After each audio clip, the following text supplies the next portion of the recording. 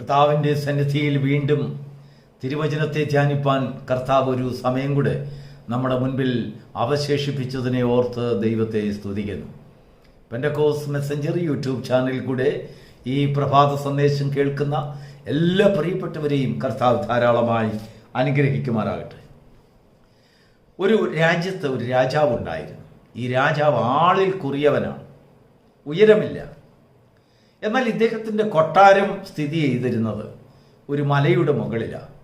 ഇങ്ങനെ മലമുകളിലുള്ള കൊട്ടാര സിംഹാസനത്തിൽ താൻ ഇരിക്കുമ്പോൾ താഴ്വരയിൽ നിന്ന് കയറി വരുന്ന പ്രജകളെ കണ്ടുകൊണ്ട് താൻ എപ്പോഴും അഭിനയിക്കുമായിരുന്നു, ഉൾക്കൊള്ളുമായിരുന്നു. ഞാൻ എല്ലാവരെക്കാളും ഉയരമുള്ളവനാണ്. കാരണം തൻ്റെ കൊട്ടാരം ഉയരത്തിലാണ്, സിംഹാസനം ഉയരത്തിലാണ്. അതുകൊണ്ട് തനിക്ക് തന്നെ ഉയരമുണ്ടെന്നുള്ളൊരു ഭാവന. എന്നാൽ താൻ ഇടയ്ക്കിടയ്ക്ക് താഴ്വരകളിൽ ജനങ്ങളുടെ ഇടയിലേക്കൊക്കെ പലപ്പോഴും ഇറങ്ങിപ്പോകുമ്പോൾ തനിക്ക് ഉയരമില്ലാത്തത് കൊണ്ട് താൻ എന്ത് ചെയ്യുമെന്നറിയാമോ? ആ ഉയരമില്ലായ്മയെ മറയ്ക്കുന്നതിന് വേണ്ടി തടി കൊണ്ട് ഉയരമുള്ള ചെരുപ്പുണ്ടാക്കും. അതിന് കാലടിയെന്നും ഇല്ലെങ്കിൽ നിലന്തല്ലിയെന്നൊക്കെ നമ്മൾ പണ്ടൊക്കെ പറയാറുണ്ട്. തടി കൊണ്ടുണ്ടാക്കുന്ന ചെരുപ്പാണ്. ഈ ചെരുപ്പിലാണ് രാജാവ് നടക്കുന്നത്. എന്നാൽ ഒരു ദിവസം പെട്ടെന്നൊരു ഭൂകമ്പമുണ്ടായി. ഈ ഭൂകമ്പം അപ്രതീക്ഷിതമായിട്ടാണ് ഉണ്ടായത്.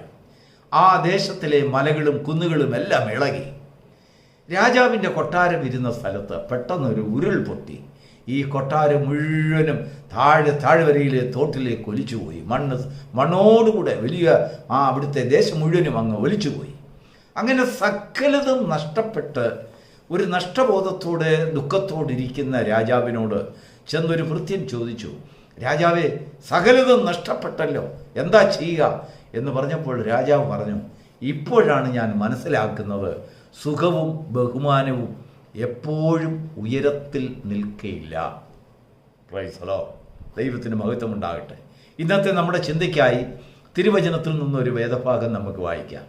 യെരമ്യാ പ്രവചനം 27-ാം അധ്യായത്തിൻ്റെ 7-ാം വാക്യം. പ്രവാചകനായ യെരമ്യാവ് നെബൂഖദ്നേസർ രാജാവ്, അതായത് ബാബിലോണിലുള്ളതായ ഒരു രാജാവിനോട് ചെന്ന് പറയുവാൻ ദൈവം അയച്ചതായ ഒരു സന്ദേശം എന്താണെന്നറിയാമോ? അതിങ്ങനെ വായിക്കുന്നു. 27-ാം അധ്യായത്തിൽ, യെരമ്യാ പ്രവചനം 27-ാം അധ്യായത്തിൻ്റെ 7-ാം വാക്യം. സകല ജാതികളും അവനെയും അവൻ്റെ മകനെയും മകൻ്റെ മകനെയും അവൻ്റെ ദേശത്തിൻ്റെ കാലാവധിയോളം സേവിക്കും. Praise the Lord. അപ്പോൾ എല്ലാ രാജാക്കന്മാർക്കും കൊടുത്തിരിക്കുന്ന ദേശത്തിന് ഒരു കാലാവധി ഉണ്ട്. അതൊരു വലിയൊരു ദർശനമാണ്. ഈ ലോകത്തിൽ സകല കാര്യങ്ങളും അങ്ങനെയാണ്. നമുക്കറിയാം, നമ്മുടെ നാട് അല്ലെങ്കിൽ ലോകത്തിലെ ചരിത്രങ്ങളൊക്കെ എടുത്തു നോക്കിയാൽ ഈ ലോകത്തെ കീഴടക്കി ഭരിച്ചുകൊണ്ടിരുന്ന അനേക ഭരണകൂടങ്ങളുണ്ട്. റോമ സാമ്രാജ്യം, ബാബിലോന്യ സാമ്രാജ്യം, യവന സാമ്രാജ്യം അല്ലെങ്കിൽ ഗ്രീസ് സാമ്രാജ്യം, അങ്ങനെ പേർഷ്യൻ സാമ്രാജ്യം, ഇങ്ങനെ ഒരുപാട് ഭരണകൂടങ്ങൾ രാജ്യങ്ങളെ പിടിച്ചടക്കി ഭരിച്ചുകൊണ്ടിരുന്നു. അവരെല്ലാം പ്രഗത്ഭന്മാരായിരുന്നു. ബുദ്ധിമാന്മാരായ മന്ത്രിമാരുണ്ടായിരുന്നു, ധനാഢ്യരായ പ്രഭുക്കന്മാരുണ്ടായിരുന്നു. ബിസിനസ് ലോകം അവരുടെ ഭരണങ്ങളിലൊക്കെ ഒന്നും മോശമെന്ന് പറയാനൊക്കത്തില്ല. വളരെ ഉത്സവപൂർണമായ ജീവിതം എല്ലാവർക്കും കാഴ്ചവെക്കുവാനിടയായിത്തീർന്നു. എന്നാൽ അതെല്ലാം വന്നു പോയി അല്പകാലത്തേക്ക് മാത്രം. അതിനാണ് പറയുന്നത് ദേശത്തിൻ്റെ കാലവ്യവസ്ഥ. അങ്ങനെയൊന്നുണ്ട്. അത് രാജാക്കന്മാർ മനസ്സിലാക്കുമ്പോഴാണ് ഒരു സുസ്ഥിരമായ ഭരണം അവർക്ക് കാഴ്ചവെക്കുവാൻ കഴിയുന്നത്. നോക്കൂ, ഭൗമിക ജീവിതത്തിൽ ദേശത്തിൻ്റെ കാലാവധി എന്ന് പറയുന്ന ഒരു വ്യവസ്ഥ ഉണ്ടെങ്കിൽ ആത്മീക ജീവിതത്തിലും അങ്ങനെ ഒരു വ്യവസ്ഥയുണ്ട്. നമ്മുടെ ആത്മീക ജീവിതത്തിലും ഇങ്ങനെ ചില വ്യവസ്ഥാപിതമായ കാര്യങ്ങളുണ്ട്. എന്ന് പറഞ്ഞാൽ അതൊന്ന് വ്യക്തമായി മനസ്സിലാക്കണമെങ്കിൽ നമ്മൾ പലപ്പോഴും ദൈവത്തോട് ചോദിക്കാറുണ്ട്, കർത്താവേ, എൻ്റെ ഈ താഴ്ചയിൽ നിന്ന് എപ്പോൾ എനിക്കൊരു വിടുതൽ കിട്ടും? എൻ്റെ ഈ കണ്ണുനീരിൽ നിന്ന് എന്നെ എപ്പോഴാണെന്ന് വിടുവിക്കുന്നത്? എൻ്റെ ഈ അരാജകത്വത്തിൽ നിന്ന്, ഈ വേദനയിൽ നിന്ന് എന്നെ എപ്പോഴാണ് എനിക്കൊരു സുഖവും സന്തോഷവും തരുന്നത്? അടുത്ത നിമിഷത്തിൽ കർത്താവ് നിങ്ങൾക്ക് സൗഖ്യവും സന്തോഷവും ആനന്ദവും ഉയർച്ചയും പുകഴ്ചയും ഒക്കെ തന്നിരിക്കട്ടെ. എന്നാൽ ആത്മീകരായ ഒരു മനുഷ്യൻ എപ്പോഴും അവൻ്റെ മനസ്സിൽ ചിന്തിക്കും, അതിനൊരു കാലാവധിയുണ്ട്. ദേശത്തിൻ്റെ കാലാവധി അവിടെയും ആപ്ലിക്കബിൾ ആണ്. നോക്കൂ, ഇയ്യോബിൻ്റെ ജീവിതത്തിലേക്ക് നമ്മളൊന്ന് തിരിഞ്ഞു നോക്കൂ. ഇയ്യോബിൻ്റെ ഭാര്യ വളരെ മോശമായിട്ട് തന്നെ അവജ്ഞയോടുകൂടെ തൻ്റെ ഭർത്താവിനോട് സംസാരിച്ചപ്പോൾ ഇയ്യോബ് അവളോട് പറയുകയാണ്, അല്ലയോ നീ ഒരു പൊട്ടി സംസാരിക്കുന്നത് പോലെ സംസാരിക്കുന്നതിൻ്റെ കാരണം എന്താണ്? കാരണം നമ്മൾ ദൈവത്തിൽ നിന്ന് എത്ര നന്മകൾ പ്രാപിച്ചു, എത്ര ഉപകാരങ്ങൾ ദൈവത്തിൽ നിന്ന് വാരിക്കൂട്ടിയില്ലേ. നമുക്ക് അർഹതയില്ലാത്ത എന്തെല്ലാം നന്മകൾ ദൈവം നമുക്ക് തന്നു. എന്നാൽ ദൈവത്തിൻ്റെ കയ്യിൽ നിന്ന് അല്പം തിന്മകളുടെ കഷ്ടതകൾ കൂടെ നമുക്ക് ഏറ്റുവാങ്ങിക്കൂടെ? നോക്കൂ, ഉയർച്ചയും താഴ്ചയെയും മുന്നിൽ കണ്ട് അതിനെ സ്ഥിരപ്പെടുത്തിയതായ ഒരു ഭക്തൻ, അവനെയാണ് ദൈവം മാനിക്കുന്നത്. അത് നമുക്ക് വലിയൊരു അനുഭവത്തിന്, ഒരു പാഠത്തിന് വേണ്ടിയാണ് തിരുവചനത്തിൽ എഴുതിയിരിക്കുന്നത്. നമുക്ക് ദൈവം തരുന്ന ഉയർച്ച അതെപ്പോഴും നിൽക്കും എന്ന് ചിന്തിച്ചും കൊണ്ട് നമ്മൾ കാലടികൾ ഉണ്ടാക്കി അതിൽ സഞ്ചരിക്കരുത്. ഇല്ലെങ്കിൽ തടി കൊണ്ടുള്ള ചെരുപ്പ് കൊണ്ടുണ്ടാക്കി ഉയരത്ത് ഉള്ളവനെന്ന് അഭിനയിച്ചുകൊണ്ട് നടന്നാൽ ഒരു ദിവസം ഭൂകമ്പം വന്ന് നമ്മുടെ കൊട്ടാരത്തെ മറിച്ചു കളയും. എന്നാൽ താഴ്ചയിലിരിക്കുന്ന ഒരുവനോട് ദൈവത്തിന് പറയുവാനുള്ളത്, നിന്റെ താഴ്ച എക്കാലവും നിൽക്കുന്ന താഴ്ചയല്ല, നിന്റെ രോഗം എക്കാലവും നിൽക്കുന്ന രോഗമല്ല, നിന്റെ വേദന എപ്പോഴും നിന്നെ വിഴുങ്ങിക്കളയുന്നതല്ല. അതിൽ നിന്നൊരു വിടുതലുണ്ടാകും. വിടുതൽ ദൈവം തരുമ്പോൾ അതിനങ്ങേപ്പുറത്തൊരു സന്ദേശവും കൂടെ അതിൻ്റെ കൂടെയുണ്ട്. എന്താണെന്നറിയാമോ? ഈ വിടുതൽ എല്ലായ്പ്പോഴും നിന്നെ സന്തോഷിപ്പിച്ചുകൊണ്ടിരുന്നിരിക്കത്തില്ല. അങ്ങനെ സന്തോഷിപ്പിച്ചുകൊണ്ടിരിക്കുമ്പോൾ നമ്മൾ വിചാരിക്കുന്നത് എന്താണെന്നറിയാമോ? കാലത്തിൻ്റെ വ്യവസ്ഥ അല്ലെങ്കിൽ ദേശത്തിൻ്റെ ഒരു കാലാവധി എന്നൊരു കാര്യം നമ്മളിൽ തീർന്നു എന്ന് ചിന്ത വരുമ്പോൾ നമ്മളിൽ കോംപ്രമൈസിങ് ഉണ്ടാകും, വിട്ടുവീഴ്ചകൾ ഉണ്ടാകും. ദൈവത്തോടുള്ള ഭക്തിയിൽ വിട്ടുവീഴ്ചകൾ, നമ്മൾ പല ഗ്യാപ്പുകൾ അവിടെ ഇടുന്നതിനിടയായിത്തീരും. എന്നാൽ ദൈവം ഉയർച്ചയും താഴ്ചയും ഭരിക്കുന്നവനാണ്, കൈയടക്കി വെച്ചിരിക്കുന്നവനാണ്. അവനാണ് ഒരു മനുഷ്യനെ ഉയർത്തുന്നതും താഴ്ത്തുന്നതും. അവനാണ് ഒരു ദേശത്തിൻ്റെ മേൽ, അവൻ ആ വാഴ്ചയുടെ മേൽ അവനാണ് അധികാരം വെച്ചിരിക്കുന്നതെന്ന് നാം ഉൾക്കൊള്ളുമ്പോഴാണ് അതിന്മേലുള്ളൊരു സ്ഥിരമായ ഒരു ആശ്വാസവും സന്തോഷവും നമുക്ക് പ്രാപിക്കുവാൻ കഴിയുന്നത്. ഈ ലോകത്തിൽ എല്ലാം നിലനിൽക്കുന്നതല്ല, ഭരണങ്ങൾ എല്ലാം മാറും. എല്ലാ അധിപന്മാർക്കും ഒരു വീഴ്ചയും ഒരു താഴ്ചയും ഒരു ഉയർച്ചയുമുണ്ട്.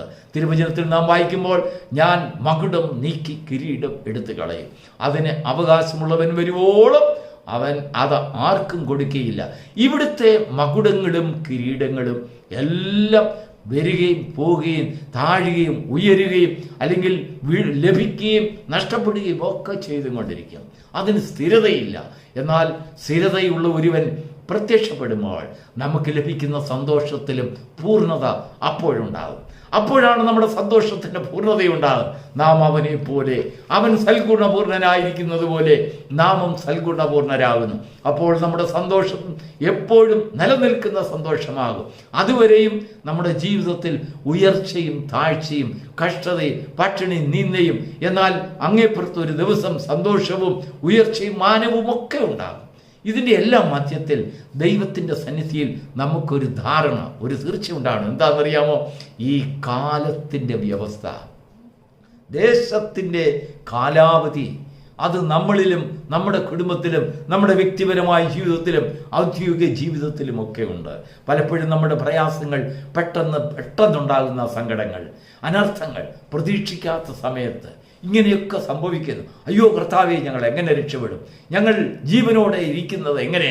ഞങ്ങൾ നശിച്ചു പോകുന്നത് നിനക്ക് വിചാരമില്ലയോ എന്നൊരു നിലവിളി നമ്മളിൽ നിന്ന് ഉയരുമ്പോൾ നമ്മളെക്കുറിച്ചൊരു വിചാരമുണ്ട് എന്ന് പറയുന്നതായ കർത്താവിൻ്റെ സാന്നിധ്യം നമുക്ക് മനസ്സിലാക്കുന്നതിനിടയായിത്തീരും. പ്രിയപ്പെട്ട ദൈവമക്കളെ, ഈ കാലങ്ങൾ ദൈവത്തിൻ്റെ സാന്നിധ്യം ഓരോ സമയവും ചോദിച്ചനുഭവിക്കുവാനുള്ള കാലഘട്ടങ്ങളാണ്.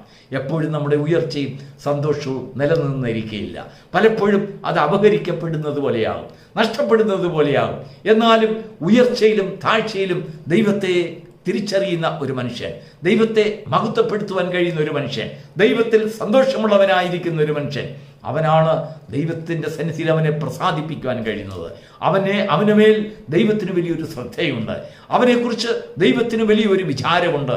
അവൻ്റെ കുഞ്ഞുങ്ങളെക്കുറിച്ച് ദൈവത്തിന് വലിയൊരു ഒരു ഒരു ഒരു ഒരു പ്രതീക്ഷയുണ്ട്. അങ്ങനെയുള്ളവരുടെ കുടുംബത്തിൽ ദൈവത്തിൻ്റെ നടത്തിപ്പുകൾ സാധ്യമായിത്തീരുന്നു. അങ്ങനെയുള്ളവരുടെ കുടുംബത്തിൽ ദൈവം അവരോട് സംസാരിക്കുന്നതിനിടയായിത്തീരും. അവരുടെ താഴ്ചയും അവരുടെ ഉയർച്ചയും ദൈവത്തിൻ്റെ കരങ്ങളിൽ വെച്ചിരിക്കുന്നത് കൊണ്ട് അവൻ തക്ക സമയത്ത് അവരെ ഉയർത്തുകയും അവർക്ക് ആവശ്യമായതൊക്കെയും കൊടുത്ത് ഈ ലോകത്തിൽ അവരെ ധൈര്യത്തോടെ ജീവിക്കുവാൻ അവർക്ക് വലിയൊരു പ്രത്യാശയുടെ താഴ്വരയിലേക്ക് കൊണ്ടുവരും. നമ്മുടെ ജീവിതം അങ്ങനെയുള്ള ഒരു അനുഭവത്തിലേക്ക് കടന്നു വരുവാൻ ഇടയായിത്തീരട്ടെ. നാം വായിച്ചതായ വേദഭാഗത്തിലേക്ക് വീണ്ടും നമുക്കെന്ത് കടന്നു വരാം. യെരമ്യാ പ്രവചനം 27-ാം അധ്യായത്തിൻ്റെ 7-ാം വാക്യം, അവൻ്റെ ദേശത്തിൻ്റെ കാലാവധിയോളം, പ്രൈസ് ദി ലോർഡ്, ദേശത്തിന് ദൈവം നമുക്ക് തന്നിരിക്കുന്ന ആ ദേശത്തിന് കാലാവധിയുണ്ട്. ഉയർച്ചയ്ക്ക് കാലാവധിയുണ്ട്, താഴ്ചയ്ക്ക് കാലാവധിയുണ്ട്, പുകഴ്ചയ്ക്ക് കാലാവധിയുണ്ട്, ആത്മീക ജീവിതത്തിന് കാലാവധിയുണ്ട്, ഭൗമിക ജീവിതത്തിൽ കാലാവധിയുണ്ട്. ഇതൊന്നും സുസ്ഥിരമല്ല. എന്നാൽ സുസ്ഥിരമായവൻ ഒരുവൻ വരും. ആ സകലത്തെയും വഹിക്കുന്നവൻ പൂർണ്ണനായവൻ ഒരുവൻ വരുമ്പോൾ നമ്മളിലെ വൈകല്യങ്ങളൊക്കെയും മാറും. ഉയർച്ചയും താഴ്ചയും നമ്മളിൽ താളമടിച്ച് നമ്മെ അസ്വസ്ഥരാക്കുന്ന അവസ്ഥയ്ക്ക് വ്യത്യാസമുണ്ടാകും. ഈ പ്രഭാതത്തിൽ നാം കേട്ടതായ വചനം നമുക്കൊന്നുകൂടെ ദൈവസന്നിധിയിൽ നാം ചിന്തിക്കുമ്പോൾ നമ്മുടെ വഴികളെയൊക്കെയും ദൈവം നിയന്ത്രിക്കുന്നു എന്നുള്ളൊരു ബോധം നമുക്കുണ്ടാകും. നമ്മുടെ വഴികളൊക്കെയും നമ്മുടെ സങ്കടങ്ങളൊക്കെയും കാണുന്ന ഒരു ദൈവം, നമ്മുടെ കഷ്ടത കാണുന്ന ദൈവം, നമ്മുടെ അനർത്ഥം കാണുന്ന ദൈവം, നമ്മുടെ വേദനകളെ കാണുന്ന ദൈവം നമുക്കായി സകലതും കരുതിയിട്ടുണ്ട്. അവൻ നമ്മെ നടത്തും, അവൻ നമ്മെ വഴി നടത്തും. നമ്മുടെ പ്രാർത്ഥന അത് അഫലമായി പോവുകയില്ല. തീർച്ചയായിട്ടും നമ്മുടെ പ്രാർത്ഥനയ്ക്കും നമ്മുടെ കണ്ണുനീരിനും ദൈവം പ്രതിഫലം തരും. ഒരു ദിവസം ദൈവം അത് കേൾക്കും, നമുക്ക് വേണ്ടി താണിറങ്ങി വരും. ഈ പ്രത്യാശ നമ്മുടെ ജീവിതത്തിൽ ഭരിക്കുവാൻ ഈ പ്രഭാതത്തിലെ വചനം നമ്മെ സഹായിക്കുമാറാകട്ടെ. God bless you.